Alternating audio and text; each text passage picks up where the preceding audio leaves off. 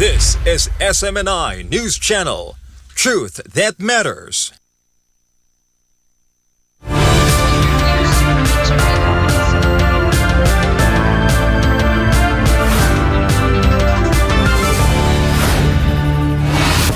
First, Kim Jong-un leads an 80th anniversary Air Force celebration in Wonsan, unveiling a new military assets. In the US, President Donald Trump says there's a good chance for a Russia-Ukraine peace deal after talks in Florida. Still in Washington, Trump confirms a phone call with Venezuelan's Nicolas Maduro, with no details released. In Mexico, a blast and fire in Pesqueria leaves 3 dead and several injured as crews battle a gas leak. In the West Philippine Sea, the Philippines and Japan complete a new joint maritime activity, boosting defense cooperation. In Japan, Filipino supporters of former President Rodrigo Duterte holds a gathering outside Shinjuku Station. And in the Philippines, celebrities and thousands of Filipinos march at EDSA and Luneta to protest corruption. I'm Prince Tripoli. Newsline World starts now.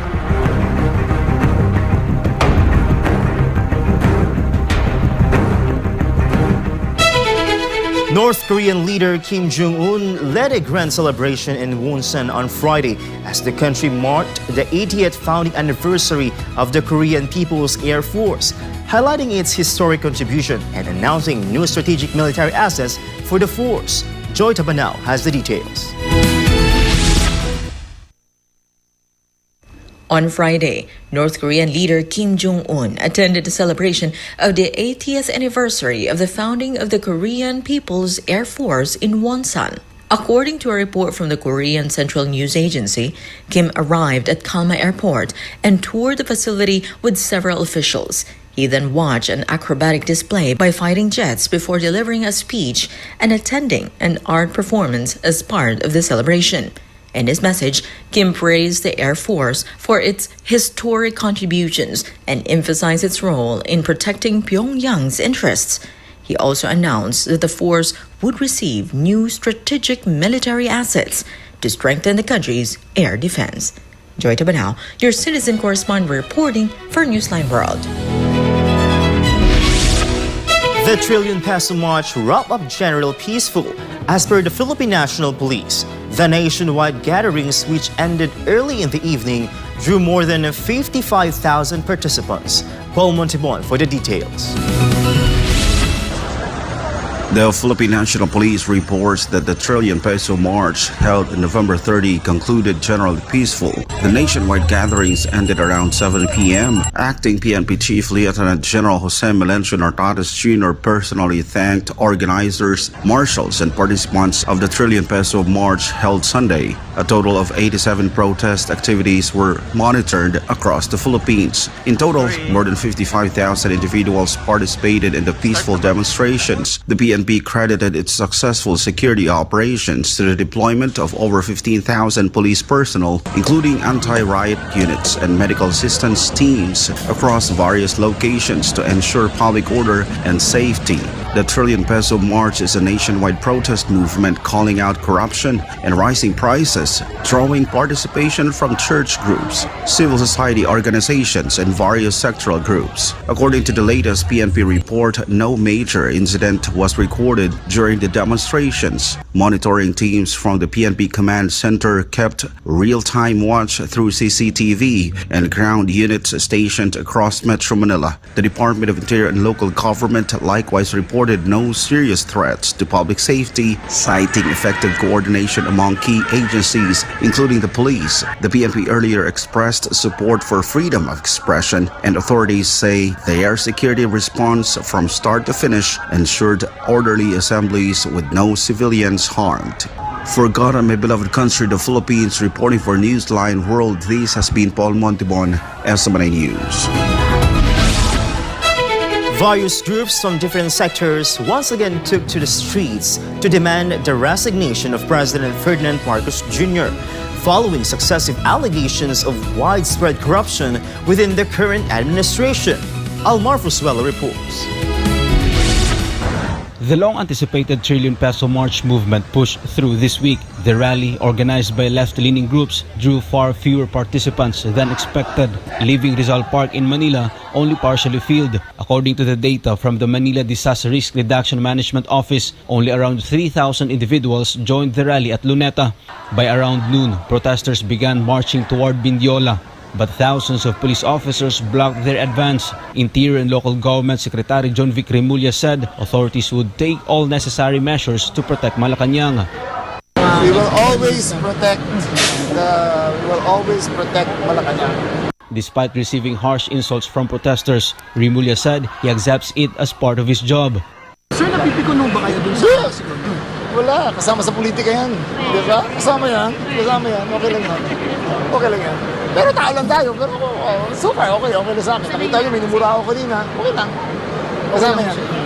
Meanwhile, at the EDSA Shrine in Ortigas, various groups gathered to express frustration over what they described as rampant corruption in government. Former Presidential Anti-Corruption Commissioner and former TESDA consultant Attorney Manuelito Luna said they are frustrated by the slow pace of the investigation in the flood control scam, adding that authorities appear to be targeting only small fish despite witnesses and evidence naming big personalities. Well, alam naman natin na kailangan dapat may managot at hindi tayo titigil hanggat yung mga big fish at saka mga masterminds ay mananagot. Kasi ang nangyayari ngayon, ang nakikita natin, mga small fish pa lang ang kinakasuhan, inimbestigahan. Kahit yung mga kongresista, hindi pa nga kinasuhan eh. Although merong rekomendasyon ang ICI na sila ay tawagin at kasuhan din sa ombudsman, pero para sa amin hindi sapat yun eh. He added that the sheer number of officials tagged in corruption cases, many of them elected by the public, makes it crucial for the government to act faster. Sa dami nila, dapat mabilis yung proseso dahil kung dahan-dahan tayo, it will take a lifetime eh. At Liwasang Bonifacio, other groups also gathered to call for the resignation of President Marcos Jr. Mussolini Lidasan of the Save the Philippines Coalition said their presence on the streets is necessary to expose government wrongdoing not only to the administration but also to ordinary Filipinos.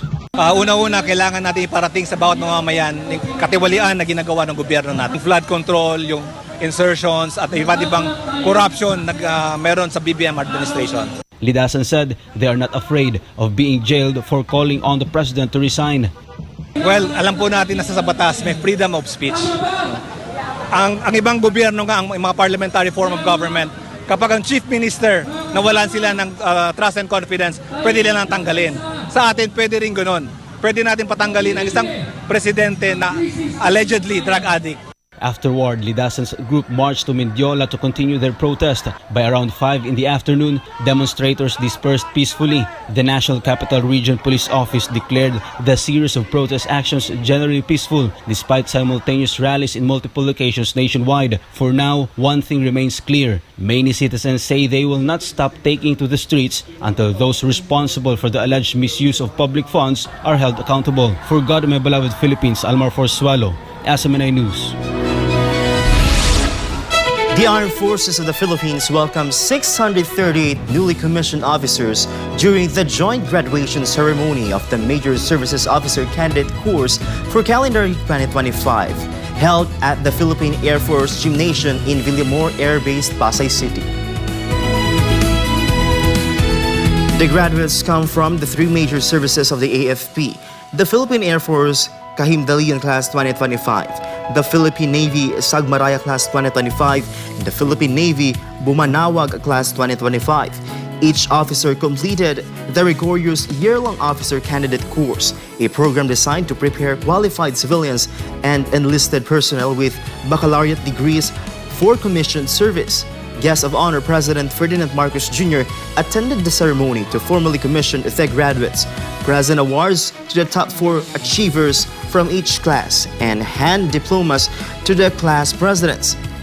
The addition of these new second lieutenants and And science strengthens the AFP's roster of young leaders as they enter active duty across the country's major service branches. Malacanang welcomed the generally peaceful rallies held nationwide of the 30th of November, reiterating the administration's support for Filipinos' constitutional rights to free expression and peaceful assembly. Creslin Catarong reports.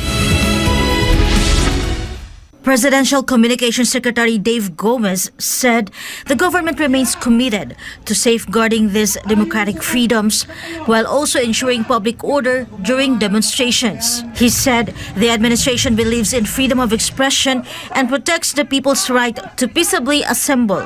The official added that President Ferdinand Marcos Jr. has been closely monitoring protest actions held in Luneta, Mendiola, and at the EDSA People Power Monument on Sunday, where groups called for accountability over reported anomalies in flood control projects. While the palace respects citizens' right to protest, Gomez emphasized that security measures are necessary to keep gatherings safe. He noted that authorities may inspect rally participants wearing face coverings, not to restrict expression, but to prevent groups intending to sow disorder, citing past incidents. Gomez shared that the government has learned from September 21 rally when the Black Mask movement triggered unrest. Gomez stressed that verifying suspicious individuals is part of the police duty to maintain peace and order. He also assured that those questioned were not detained, only briefly assessed. Reporting for Newsline World, this has been Creslin Catarong, SMNI News.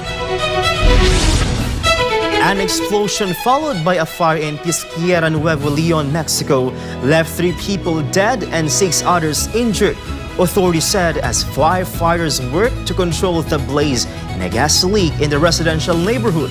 Joy Tabanao reports. An explosion followed by a fire occurred in the town of Pesqueria, Nuevo Leon, Mexico, leaving 3 people dead. The incident took place in a pyrotechnic storage facility at the Los Olmos neighborhood, where the fire brigade and civil protection worked together to extinguish the blaze and rescue victims, according to Eric Cavazos, director of civil protection of Nuevo Leon. The explosion originated in a house where fireworks were being stored, causing a fire that spread to nearby homes. Primer reporte empezó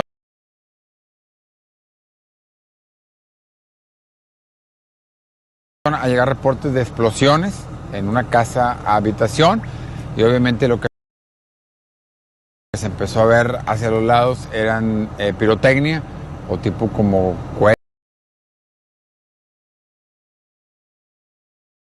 cohetes. Obviamente la onda expansiva dañó otras casas más. Hubo una fuga de gas en el cual hubo 2 de ellas, de esas tuberías que se prendieron. 6 people were reported injured, while 46 homes were affected, with 2 completely destroyed. In addition to local firefighters, teams from Guadalupe, Monterrey, and Cadereyta also joined the operation to put out the fire and control a gas leak in the surrounding houses. Joy Tabanao, your citizen correspondent reporting for Newsline World. U.S. President Donald Trump has confirmed speaking by phone with Venezuelan President Nicolas Maduro, but offered no details about the conversation. Jane Domingo tells us more. U.S. President Donald Trump did not want to comment on the reported phone call between him and Venezuelan President Nicolas Maduro, but acknowledged that it happened. Trump added he would not say whether the discussion went well or badly, calling it simply a phone call. He also downplayed speculations triggered by his post on social media, which warned that Venezuelan airspace should be considered close. He insisted the alert was not a signal of an imminent airstrike. I don't read anything into it. I would say it went well. We consider Venezuela to be not a very friendly country. They sent millions of people really in, probably a number in excess of that. And a lot of those people shouldn't be in our country. In the post, Trump addressed airlines, pilots, drug traffickers, and human traffickers, instructing them to regard Venezuelan airspace as close in its entirety. The U.S. Federal Aviation Administration has separately warned major airlines of a potentially hazardous situation due to worsening security conditions and increased military activity in and around Venezuela. Amid rising tensions, the United States has deployed multiple warships to the Caribbean Sea, citing drug interdiction efforts. Venezuela has repeatedly accused Washington of using military pressure to push for regime change and expand its presence in Latin America. Reporting for Newsline World, this has been Jean Domingo, SMNI News. U.S. President Donald Trump says there is a good chance of reaching a peace agreement between Russia and Ukraine following high-level talks between U.S. and Ukrainian delegations in Florida. Valdivina Gracia will give us the details. Speaking aboard Air Force One, U.S. President Donald Trump said discussions were going well. However, the corruption in Ukraine was making negotiations more difficult. There's a good chance we can make a deal. We have a corruption situation going on, which is not helpful. Trump said he had spoken with Secretary of State Marco Rubio and Presidential Envoy Steve Witkoff. The president acknowledged Ukraine faces tough issues, but insisted Russia also wants the conflict to end.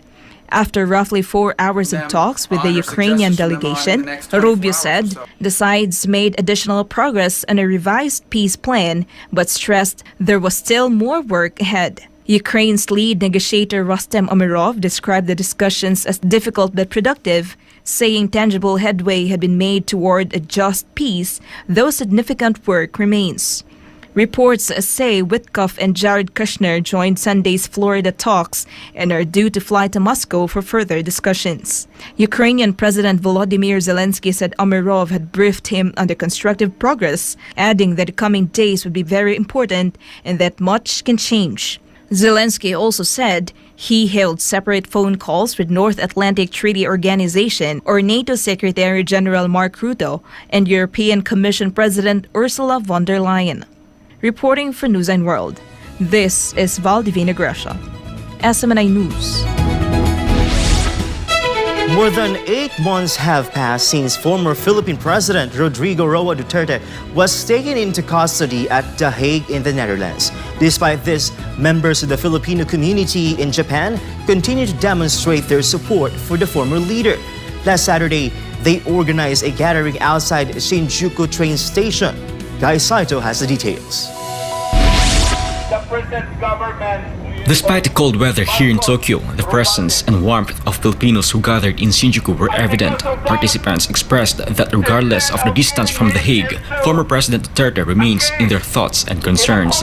It has been more than 8 months since former President Rodrigo Duterte was detained at The Hague on March 11th. RDPU Chairman Berwin D says the event was not merely a gathering, but part of the two ongoing efforts aimed at seeking what they describe as justice, compassion, and humane treatment for the former president.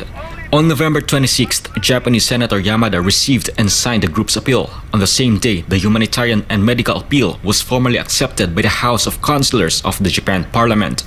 The appeal requests that Duterte be permitted to undergo medical care in Japan, citing the country's advanced healthcare system and its traditionally high regard for elder care. However, on November 28th, the International Criminal Court denied the request for interim release, drawing various reactions from members of the Filipino community in Japan. Aking naging reaction po ay unang-una masama sa loob. Kaya masakit man sa puso ko na makita at malaman na ganun ang magiging desisyon. Pang-ilang interim release na panawagan na natin ito sa likod ng kanyang napakahina ng katawan at 80 years old. Only the president, by the call of one president, it could stop there. Ang reaksyon ko po kahapon para akong may matay sa sama ng loob at sakit ng ulo yung positive ang expectation ko tapos na-deny. Siyempre nalulungkot dahil siyempre bilang taga Davao at supporter ni Tatay Digong, kilala at alam ko po ang mayor namin ay mabuting tao at gumawa ng kagandahan sa ating bansa. 80 years old na po yung tao, wala ba kayong magulang? Hindi ba kayo marunong maawa? Sobrang na-disappoint, sobrang nasaktan kasi inaasahan namin na mabigyan siya ng interim release dahil hindi naman siya tatakas. So sa edad niyang yan, tsaka may mga nararamdaman na siya, kailangan niya talagang ilabas, mapauwi sa Pilipinas o kahit man dito sa Japan para mapagamot man lang siya. Sobra talaga akong na-shock. Filipino workers who took part in the activity also shared messages for the current administration and for the Filipino people. Sobrang gulong-gulo ng Pilipinas. Alam na natin, hindi natin, again, sinasabi ko lagi sa mga interviews, hindi natin kailangan ng mga statistics. Anybody can know by just like going to the streets. Alam natin ngayon, lahat ng mga tao intimidated din naman sa mga drug addicts. With that alone, sobrang lubog na yung Pilipinas. Ang nalalaman natin na kulang yung leadership ni PBBM. I believe na si PBBM mabait namang tao eh. But it does not take only nakabaitan to manage a government, especially Philippines, na kailangan pang itaas. So PBBM, if you love the country, if you want to save you the name of your family, mag-resign ka na. Enjoy your time kasi mayaman ka na eh. Huwag ka nang magpapadala diyan sa mga taong nagsasalita sa iyo at the back na parang ginagamit ka lang nila. Di ba sabi mo, Marcos, mahiya naman kayo? Ikaw, hindi ka ba nahihiya? Pinabababa ka na ng mga tao. Dahil sa'yo, pinatay mo yung mga tao sa Cebu, sa Bulacan. Dahil sa pagdanakaw mo sa flood control, pinatay mo lahat ng mga tao na lurod sa baha. Kasi kung ikaw pinuno na matino, hindi ka gagayahin ng mga alipores mo, ng mga staff mo. Hindi ka matino, nakita nila pagdanakaw mo. Kaya sila rin nagnakaw. Ikaw ang salamin, ikaw ang father ng Pilipinas. Organizers say they will continue encouraging Filipinos to stand united and engaged in national issues. Sa kapwa ko Pilipino, saan man kayo sa mundo, ipagpatuloy nating ipaglaban ang Pilipinas. Huwag tayong mawalan ng pag-asa dahil one of these days, sabi na nga ni VP Sara Duterte, there is a day of reckoning. So yun ng oras na yon, maniningal tayong lahat, kaya lalaban tayo, patuloy tayong tumayo para sa Pilipinas, ipagtaguyod natin ang bansang Pilipinas. Although the request for former President Duterte's interim release was not granted, supporters here remain hopeful that a resolution they deem fair and just will eventually be reached. Reporting from Shinjuku, Tokyo, Japan, this is Mingay Saito, your global citizen correspondent, reporting for Newsline World.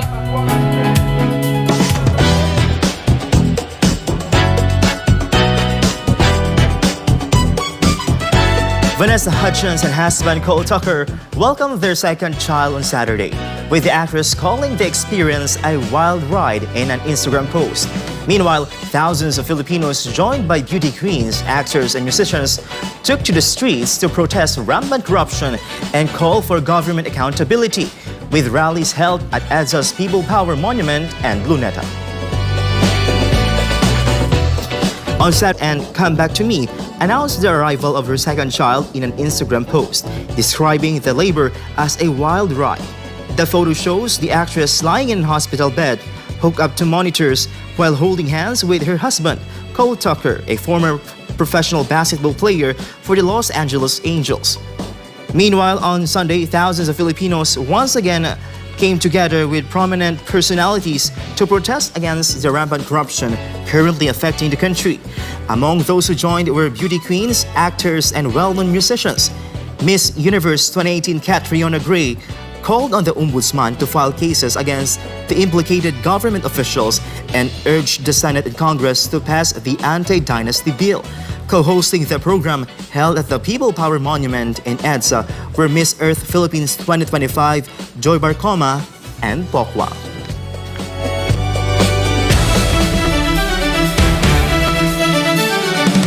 In sports, Gilas Pilipinas returns home court duty as they face Guam once again, this time with the court behind them, after a dominant win on the road.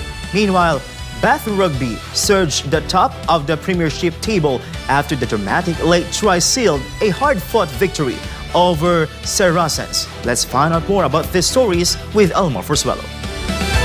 Gilas Pilipinas gears up for its second showdown with Guam tonight, just days after a commanding 87-46 victory on the road, where the Nationals also tallied a record 61 rebounds at the Calvo Fieldhouse. Despite the dominant performance, head coach Tim Cone remains cautious, stressing the challenge of avoiding complacency in home and away series. Cone notes that after a big win, teams often relax, and he expects Guam to arrive in Manila determined and highly motivated to bounce back. This time, however, Gilas will enjoy a major boost, the home crowd. The rematch will be played at the newly renovated Blue Eagle Gym inside the Ateneo campus, marking the Nationals' second home appearance of the year. Fans are set for a treat as Gilas also defends its unbeaten home streak dating back to last year's FIBA Asia Cup qualifiers, where they swept Hong Kong, Chinese Taipei, and New Zealand. The team's aims to keep the run alive against Jericho Cruz and the rest of the Guam squad. Meanwhile, Bath climbed 3 points clear at the top of the standings after rallying with 19 unanswered points to overturn a big deficit and defeat Saracens in a high-intensity showdown. The defending chase from Max Malins and one from Juan Martin Gonzalez, overpowering Bath early as Lucio Chinti and Malins struck just 3 minutes into the match. Gonzalez later extended the advantage after a sharp break initiated by Owen Farrell and Ben Earl, but Bath clawed back quickly, with Finn Russell knocking in a penalty before Henry Arundel intercepted and sprinted the length of the field from his own 22 to cut the gap. The home side rebuilt momentum at fourth try and the bonus point. Saracens responded as Gonzalez powered in his second to level the match at 29-29 after a spell of relentless pressure, setting up a thrilling final stretch. With 7 minutes remaining, Elliot Daly missed a long-range penalty, opening the door for Bath. Max Ojomo burst through the defense and offloaded to Arundel, who sealed the decisive try in the dying minutes to complete Bath's comeback win. Bath now sit atop the league after 6 rounds, while Saracens face more questions following another late collapse. Reporting for Newsline World, this is Almar Forsuelo, bringing you the latest sports.